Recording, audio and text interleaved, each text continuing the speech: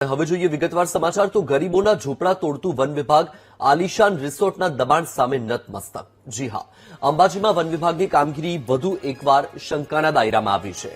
One વિભાગની જમીન પર બનેલા રિસોર્ટ સામે કાર્યવાહી ન થયાનો આરોપ છે। વનરાજી રિસોર્ટ પર વન વિભાગના 4 હાથ હોવાનો દાવો। રિસોર્ટ સામે અનેક રજૂઆતો કરવા છતાં પણ કાર્યવાહી ન થયાનો આક્ષેપ છે। સ્થાનિકોના વન વિભાગના અધિકારીઓની મનસા પર પ્રહાર। અંબાજીના પાડલિયામાં ગરીબ આદિવાસીઓના ઘર તોડાયા। 40 વર્ષથી રહેતા ગરીબોને હાંકી કાઢવામાં અધિકારીઓ સૂરા છે। લોકોએ આ પોતાનો બળાપો ઠાલવ્યો છે। મોટા માથાના રિસોર્ટની કાંકરી ન ખેરવી શકતા સવાલ ઉઠ્યા છે। હકીકત જાણવા માટે વીટીવી ન્યૂઝે આરએફઓનો સંપર્ક કરવાનો પ્રયાસ કર્યો। વિવાદ થતા આરએફઓ ફોન બંધ કરીને 7 દિવસની રજા પર ઉતરી ગયા।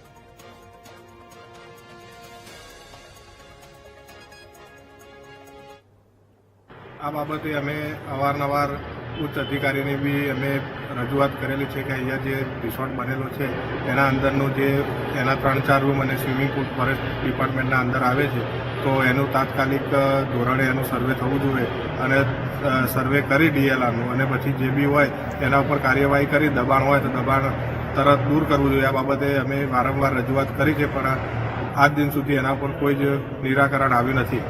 બનાસકાંઠા વન વિભાગ જે છે એ વન અભયારણ્યનું કેટલું ધ્યાન રાખે છે એ આપણે હમણાં જ થોડા દિવસ પહેલા જોયું છે। પાડલિયા ગામની અંદર વન અભયારણ્યમાં આવેલું એક ઝૂંપડું જે આદિવાસી બહેનનું હતું એ ફોરેસ્ટ દ્વારા તોડી દેવામાં આવ્યું અને તેમના જે ખેતર છે તેમાં રોપા વાવવા માટે ખાડા કરવામાં આવ્યા। પરંતુ એ જે ફોરેસ્ટની નીતિ જે છે એ ગરીબ લોકો માટે છે, કારણ કે હાલમાં આપણે જે જગ્યા ઉભા છીએ આ છે વનરાજી રિસોર્ટ। આ વનરાજી રિસોર્ટ જે છે એ છેલ્લા કેટલાય સમયથી અંબાજી આજુબાજુના વિસ્તારમાં વિવાદમાં આવ્યો છે, કારણ કે આ રિસોર્ટના જે છે 3 જેટલા રૂમ છે, એક આખો સ્વિમિંગ પુલ જે છે એ ગેરકાયદેસર રીતે ફોરેસ્ટની જગ્યામાં બનેલો છે અને આ જે વિસ્તાર આપ જોઈ રહ્યા છો આ વન અભયારણ્ય છે।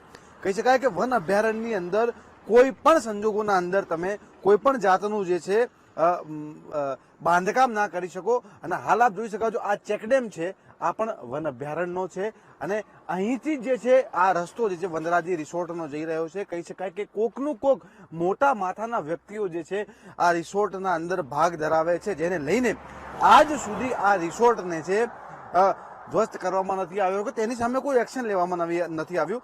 જો આ જગ્યા ઉપર જો કોઈ ગરીબનું ઘર હોત તો વન વિભાગ અને પોલીસ જઈને એને ક્યારું ધ્વસ્ત કરી દીધું હોત, પરંતુ કહી શકાય કે આ જે કરોડો રૂપિયાનો બનેલો પ્રોજેક્ટ જે છે વનરાજી રિસોર્ટ આપને બતાવવાનો પ્રયત્ન કરીશ।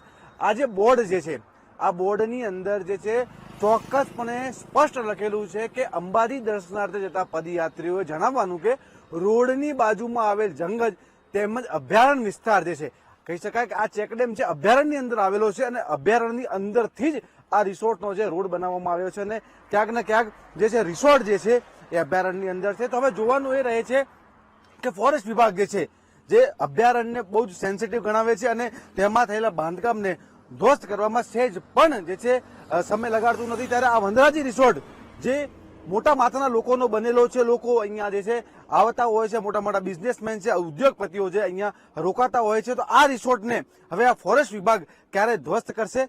અને કહી શકાય કે જે પાડલિયામાં નાના નાના ગરીબ આદિવાસીઓના ઘર તોડવાની વાત હતી, હવે એ જ જે નિયમ જે છે એ ફોરેસ્ટ વિભાગ અહીંયા અપનાવે છે કે નહીં? Akshay Bhatt, VTV news, Ambaji.